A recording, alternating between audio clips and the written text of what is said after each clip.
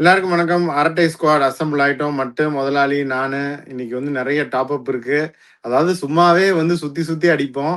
ஒருத்தர் வந்து இன்னைக்கு தூவி போட்டிருக்காரு. ஏதோ ஒரு மிகப்பெரிய ஐபிஎல் ட்ரேட் நடக்க போகுது அப்படின்னு. ஆனா அப்படியே தயாரா இருக்கு. வச்சு எல்லாத்தையும் வாங்குறதுக்கு பல கெஸ்ஸோட ரெடியா இருக்கோம் நாங்க.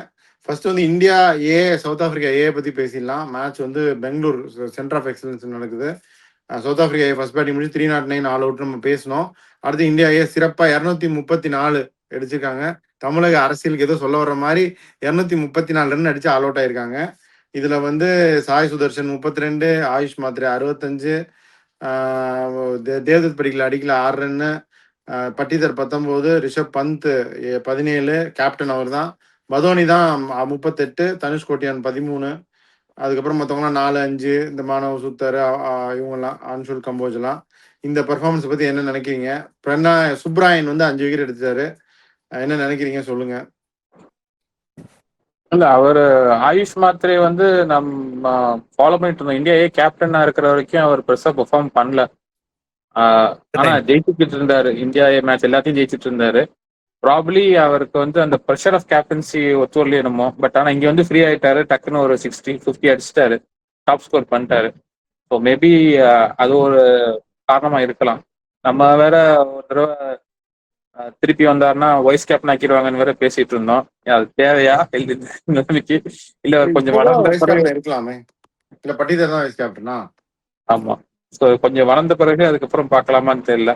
இல்ல நான் வெற்றி சொன்னது வந்து சிஎஸ்கேக்கு வைஸ் கேப்டனா ஆக்கிடுவாங்க அப்படின்னு சொல்லிட்டு இருந்தேன். சிஎஸ்கே ஆரம்பிச்சிட்டாரு.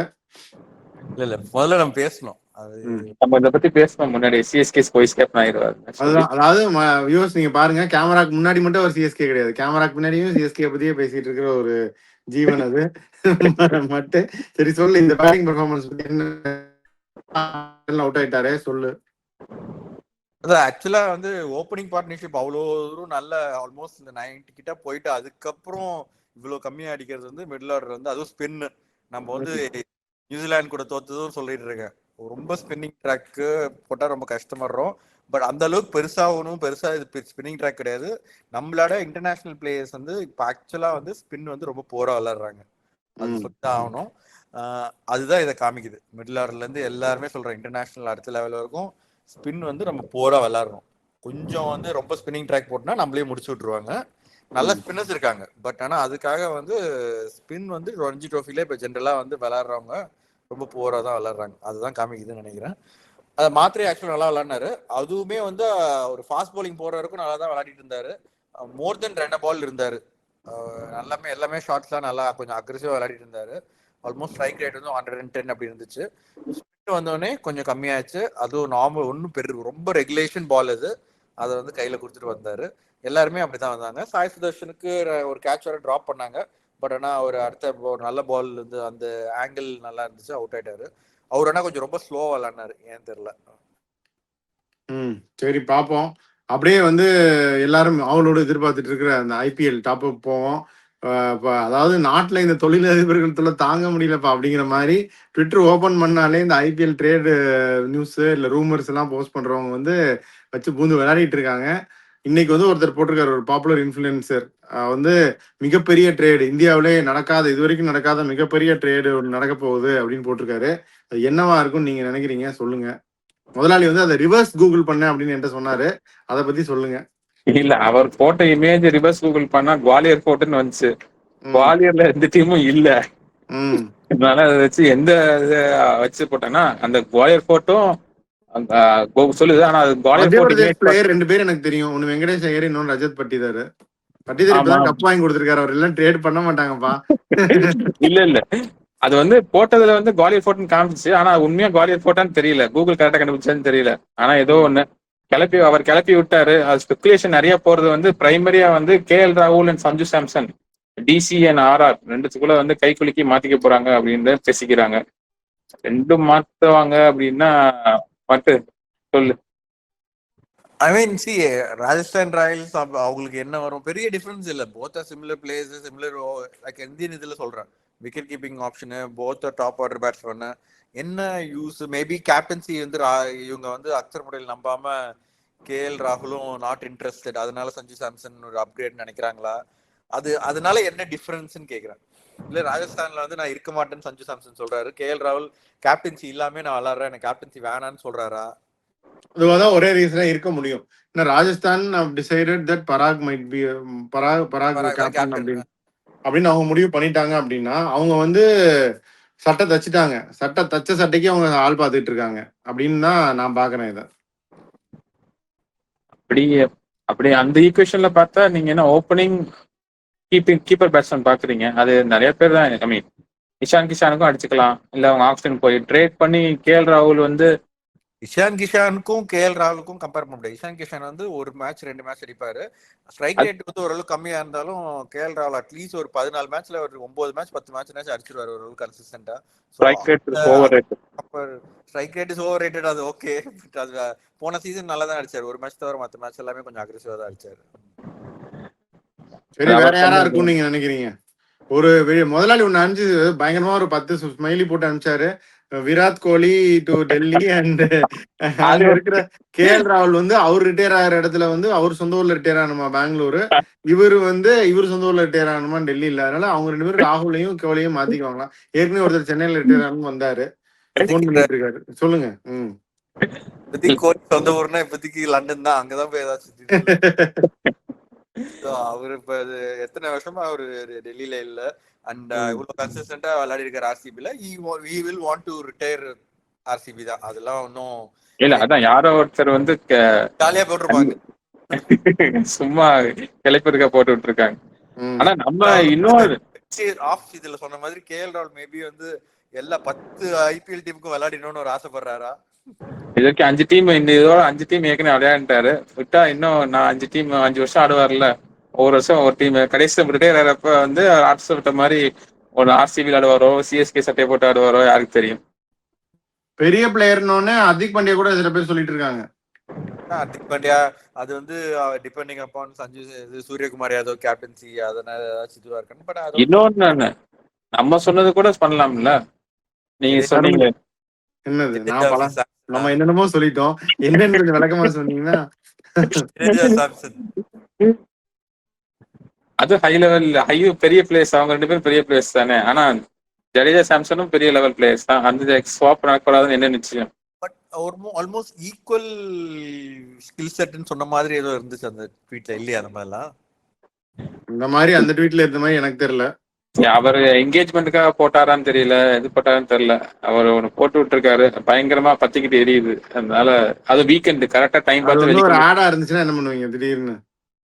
இன்னொருத்தர் கமெண்ட் பண்ணி ஆட் தானேன்னு கேட்டாரு. இல்ல ஆட்லாம் இல்ல, உண்மையான பதில் போட்டிருக்காரு. கன்ஃபார்ம். அதுவும் வந்து ஹர்திக் பாண்டியாவோட பெரிய இதுனா ஹர்திக் பாண்டியா வந்து வெறும் சேல் தான், இது வந்து ஸ்வாப் அப்படின்றாங்க. பாப்போம் அப்ப என்ன ஆகுதுன்னு. யுவராஜ் சிங் வராராமே எல்எஸ்ஜிக்கு, ஏதாவது ஒரு கோச்சிங் இதுல ரோல்ல. என்ன ரோல்னு தெரியல, மென்டார் மாதிரியா இல்ல ஜஸ்டின் லாங்கரை தூக்குறாங்களான்னு தெரியல. But Yuvraj Singh is coming to LSG அப்படின்னு மீடியா ரிப்போர்ட்ஸ்ல நான் பார்த்தேன். யுவராஜ் சிங்கோட இன்ஃபுளுன்ஸ் வந்து 2 பிளேயர் இப்போதைக்கு சொல்றாங்க, ஒன்னு அபிஷேக் சர்மா, இன்னொன்னு பிரியான் ஷாரியா. அவர் தனியா கோச்சிங் பண்ணிட்டு இருக்காரு. அதனால ஓரளவுக்கு ஆனா ஃபுல் ஃபிளெஜ்டா ஒரு கோச்சா வருவாரா அப்படின்றது தெரியல. லாங்கர பதிலா தான் லாங்கர் ரீப்ளேஸ் பண்ற மாதிரி யுவராஜ் சிங் வந்தா தப்பு இல்லையே. பட் லாங்கரே ஏதோ சொன்னார்ல, அந்த ரீசெண்டா ஒரு ஜாயக்கான் போனதுக்கு அப்பாயிண்ட் பண்ணதுக்கு அவங்க லாங்கரை பத்தி பெருசா ஏதோ சொன்னாங்களே. லாங்கர் will be there இந்த சீசன் அப்படின்னு நான் நினைக்கிறேன். அப்ப மென்டார் மாதிரி வைப்பாங்களா இருக்கும். இந்த மாதிரி வந்து அடுத்த வருஷத்துக்கு தூக்க. அதான் ஜாயக்கான் போயிட்டார்ல, சோ அந்த ஜாயக்கான் ரோலுக்கு யுவராஜ் சிங் வருவாரு, திருப்பி ஓனர்ட்ட பேச்சு வாங்குறதுக்கு.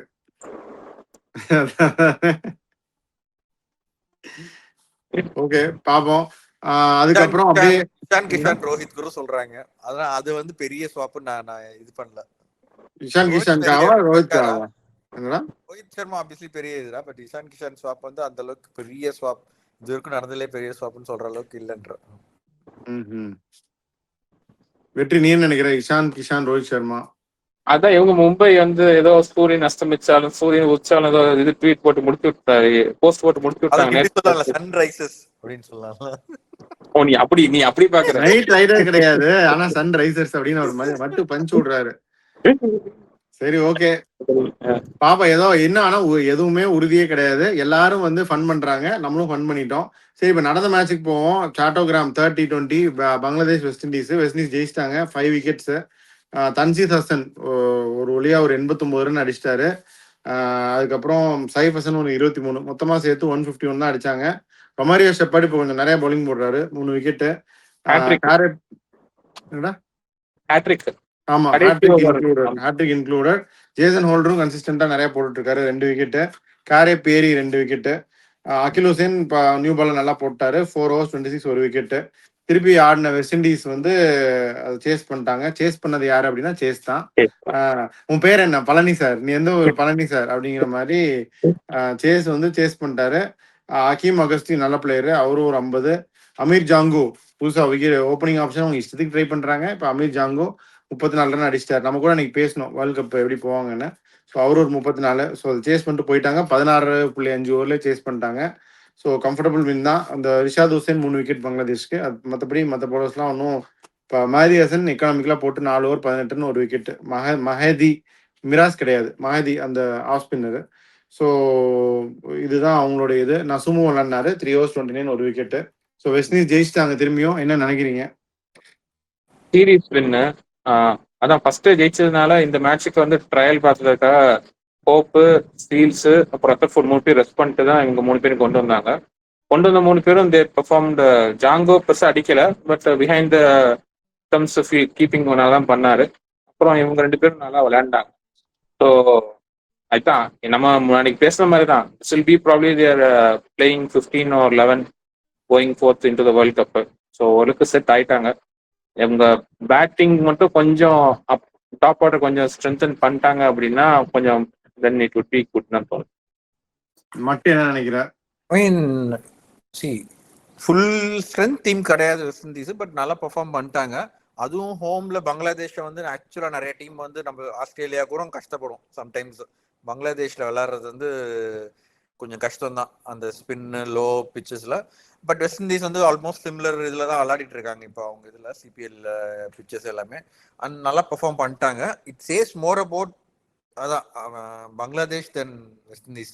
அவங்க வந்து இன்னும் இல்ல அப்படி சொல்ல, பட் அதான் அப்படிதான் சொன்னேன். நீ அப்படிதான் சொன்னேன், பரவாயில்ல சொல்றேன்.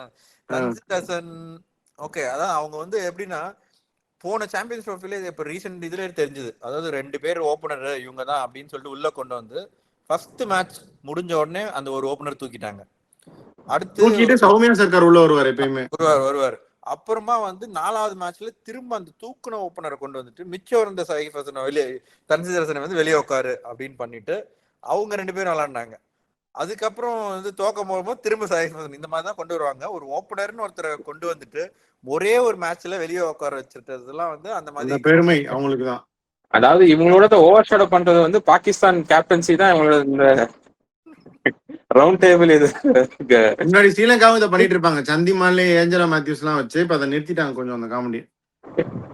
இல்ல அது ரிட்டையர்மெண்ட்ல இருந்து கொண்டு வருதுன்றதோட லைக் உள்ள டீம் வந்து ரொம்ப என்ன சொல்றது, ஒரு அதுவும் வந்து ஏதாச்சும் ஒரு மிடில் ஆர்டர்ல ஒரு பிளேயர் மாத்துறாங்க இல்ல ஒரு பவுலர் சேஞ்ச் பண்றது வேற டிஃபரன்ஸ். ஓப்பனிங் ஸ்லாட் ஃபர்ஸ்ட் வந்து ஒரே மேட்ச், ஒரு மேட்ச்ல என்ன தெரியும், ஒரு மேட்ச்ல இருந்து டீம் விட்டு தூக்கிட்டு ஒரு மேட்சோட ரிசல்ட் தெரியும். நம்ம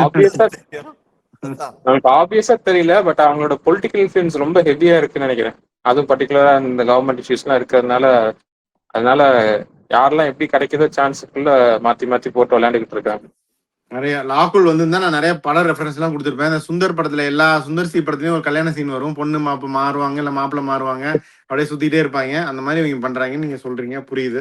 அதுவும் இல்லாம அவங்க ரீசெண்டா இப்போ நல்லா பெர்ஃபார்ம் பண்ண அந்த ஷாண்டோ இவங்க எல்லாம் ஒரு எதர் இன்ஜூர்டு இல்ல புவர் ஃபார்ம்ல இருக்கிறாங்க. அவங்களும் வந்து பெருசா ஃபார்ம்ல இல்ல. நடுவுல வந்து இவங்க எல்லாம் அடுத்த லெவலுக்கு கொண்டு போவாங்க அப்படின்னு நினைச்சோம் அந்த மிடில் ஆர் 2 பேரு. பட் அவங்களும் வந்து எதர் இன்ஜூர்டு இல்லைன்னா வந்து ஒன்றும் பெருசா ஃபார்மும் இல்லை. அந்த அந்த ரொம்ப அந்த பவர்ஃபுல்லா ஹிட் பண்றது அதெல்லாம் வந்து ரொம்ப அவங்க வந்து இன்னும் கொஞ்சம் இம்ப்ரூவ் பண்ணும். ஆனா அதுக்கு வந்து பிக்சர்ஸ் வந்து மாத்தினாதான். சரி, அப்படியே இதுக்கு போவோம், ஹராரே போவோம். ஹராரேல வந்து Afghanistan Zimbabwe 125 Zimbabwe all out. Afghanistan அடிச்சுட்டு போயிட்டாங்க. ஜிம்பாப்வேல யாருமே அடிக்கல, சிக்கந்தர் ராஜா மட்டும் பாவம் மாங்குன்னு அவரும் விளையாடிக்கிட்டே இருக்காரு. 37 ரன் எல்லா தடவையும் பெர்ஃபார்ம் பண்ணுவாரு. ஆனா ஐபிஎல்ல அவரை மதிக்க மாட்டாங்க, செகண்ட் டயர் லீக்ஸ் விளாண்டு பெர்ஃபார்ம் பண்ணுவார். பாவம் இந்த மேட்சும் அடிச்சிருக்காரு 37 ரன்னு. மற்றவங்கலாம் 10 12 தான், பெரிய கான்ட்ரிபியூஷன்ஸ் எதுவும் கிடையாது. முசக்கிவா 13, பிராட் இவான்ஸ் 12, ரயான் பேர்ல் ஒரு 10, பிரையன் பென்னட் ஒரு 16. இதுல வந்து ரஷீத் கான் 3 விக்கெட்டு, அப்துல்லா அகமது ஜாய் அவர் ஒரு 2 விக்கெட்டு, முஜீப் வந்து ஒரு 2 விக்கெட்டு, ஃபரீத் அகமதும் நபியும் ஒரு விக்கெட்டு. சேஸ் பண்ணது ஜத்ரான் குர்பாஸ் திருப்பி அந்த ஓப்பனிங் காம்போ வந்துட்டாங்க. செதிகுல்லாவை கொஞ்சம் கீழே வாப்பா அப்படின்னு அனுப்பிச்சு விட்டு இவர் ஒரு 50 இப்ராஹிம் ஜத்ரானு, உமர் சாய் ஒரு 25 நாட் அவுட்டு சேஸ் பண்ணிட்டு போயிட்டாங்க. பிராட் இவான்ஸ் மட்டும் 2 விக்கெட்டு, வெல்லிங்டன் மசகட்ஸா ஒரு விக்கெட்டு, வேற யாரும் விக்கெட் எடுக்கல. ஏன் இவர் இந்த மேட்ச் விளையாடலன்னு தெரில, பிளெஸ்ஸிங்கு. பட் எப்படியா இருந்தாலும் ஜெயிச்சிட்டாங்க ஆப்கானிஸ்தான். என்ன நினைக்கிறீங்க இதை பத்தி? அவங்களுக்கு ஒரு கீ பிளேயர் வந்து key senior player Sean Williams வந்து ஏதோ பர்சனல் ரீசன்ஸ்க்காக இந்த சீரீஸ் ஆடல. ஒன்னு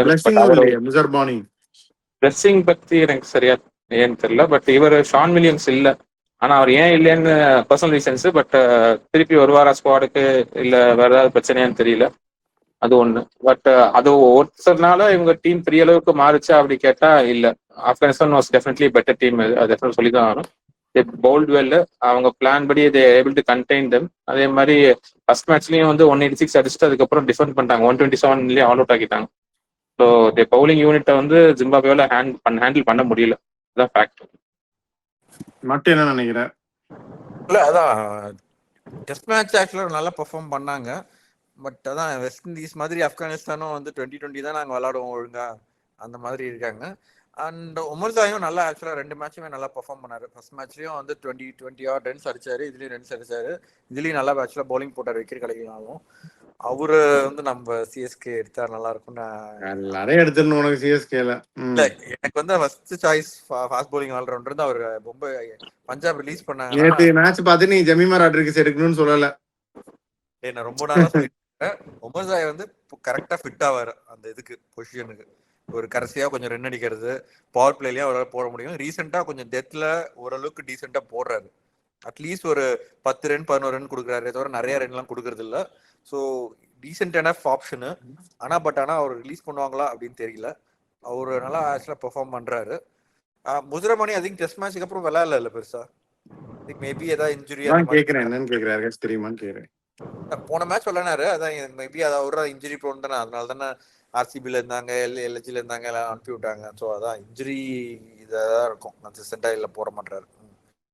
இன்ஜுரினால சொல்றேன். ஓகே, ஸோ ரவுண்ட் அடிச்சிட்டோம் எல்லா மேட்சையுமே. ஐபிஎல்லையும் வந்து என்னென்ன நடக்கும் அப்படின்னு நாங்கள் கெஸ் பண்ணியிருக்கோம். நீங்களும் கெஸ் பண்றத பண்ணுங்க வியூவர்ஸ். அப்படி ஒரு ட்ரேட் நடக்குமா?